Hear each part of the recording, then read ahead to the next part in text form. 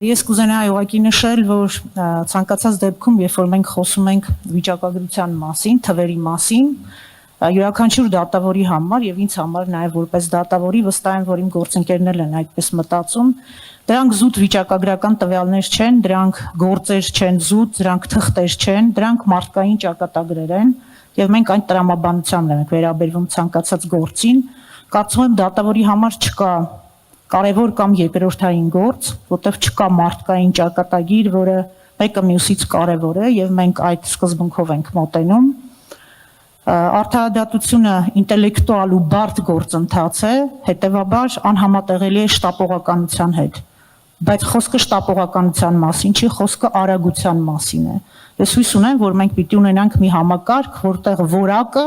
եւ արագությունը ոչ թե պիտի հակադրվեն իրար, այլ պիտի համադրվեն։ Ես կարծում եմ, որ այս հարցում կարևոր է իշխանության բոլոր 3 թևերի համագործակցված աշխատանքը եւ պիտի նշեմ, որ այդ առումով մենք եւս առաջընթաց ենք արձանագրել եւ արդյունավետորեն իշխանության 3 թևերը համագործակցում են, որտեղ որակյալ եւ արդյունավետ արդարադատությունը դա յուրաքանչյուրիս խնդիրն է, յուրաքանչյուրի սոցիալական պատասխանատվության հարցն է